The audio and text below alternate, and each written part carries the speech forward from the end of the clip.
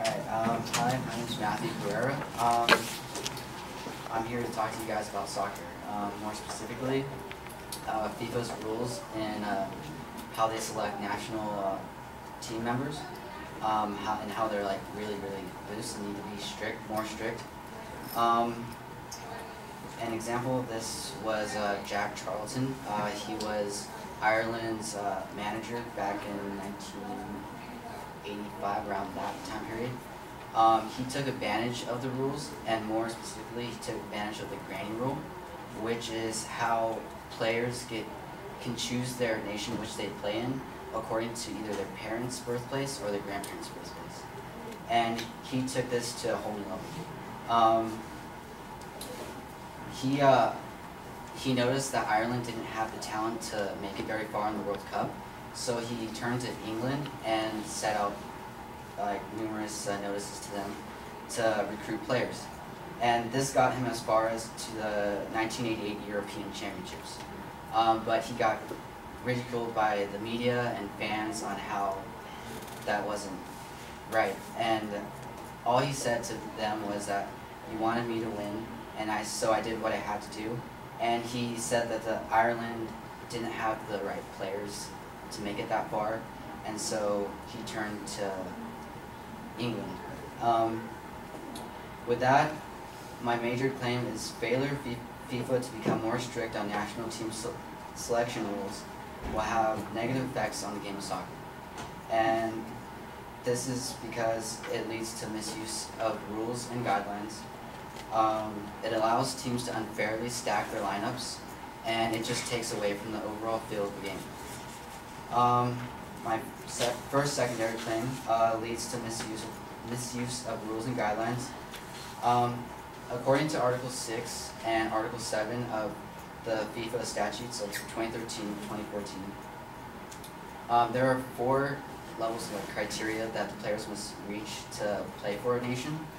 1, he was born on the territory of the relevant association or of the country.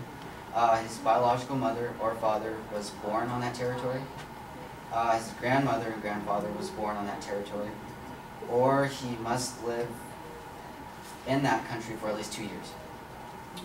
And then Article 7, which is to switch your nation. The 4th criteria is different. They have to live there 5 years after turning 18 continuously. And this allows players and coaches to manipulate the rules a little bit easier, because it isn't very, there's too many options to go with. Like, for instance, recently there has been a player, I forget his name, but he's from Belgium, and his grandparents are from England, and he's in between the 2 countries, playing for Belgium or England right now, and that creates instability within the teams and whatnot.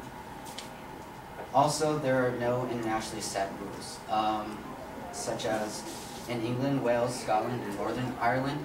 They have an agreement to where instead of the players living there for 2 years, they have to be educated 5 years before they turn 18 in that country to play there, which is good and is helping the cause.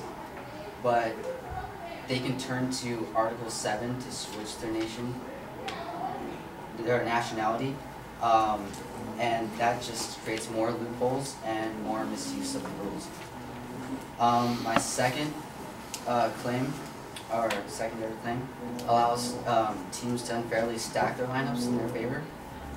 Bigger teams such as France, Spain, Italy, Germany, they can easily pick up star players from like this lesser known country or smaller countries, like say Africa, Jamaica, Cuba, and this leads those countries less chances of getting very far in the tournament and isn't very fair. And it also leads to the same major teams being in the World Cup and less variety, which takes me to my final secondary claim. It takes away the overall feel of the game. In the last 5 World Cup tournaments, there has been only 1 team to win the trophy with just country-born citizens. In 1994 and 2002, Brazil won it. And in the European Championship, there's only been one team in the last 3 tournaments to win it just with their nation's people, and that was Greece in 2004. And that's not what the tournaments are supposed to be about. The World Cup or any tournament involving national teams is supposed to be about coming together to win for your country and not a business. And that's what it's becoming. Players are becoming exploited. According to the independent.com, it's a news website based in the UK. It's been reported that players have been paid up to $200,000 to switch their countries. So yeah, it's becoming less of a pride thing and more for money and that and greed, pretty much.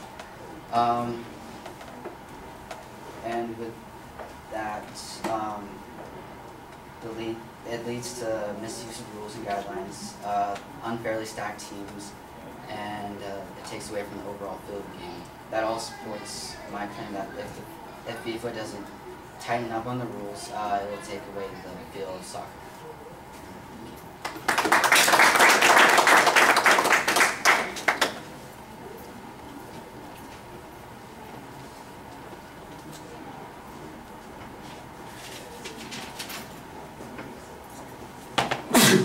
Zunite. Bless you. You can't see it.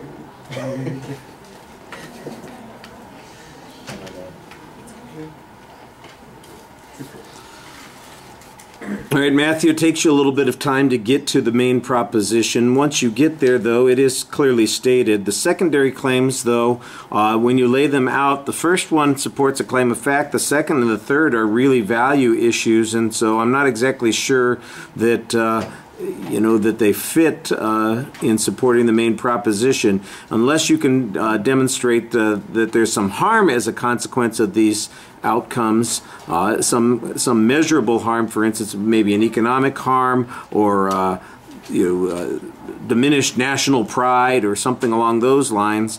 It really just comes down to, well, it doesn't seem like it's particularly fair, and it's supposed to be about this other thing instead of money. Well, I'm not sure that I don't know enough about the World Cup to say whether or not that is true.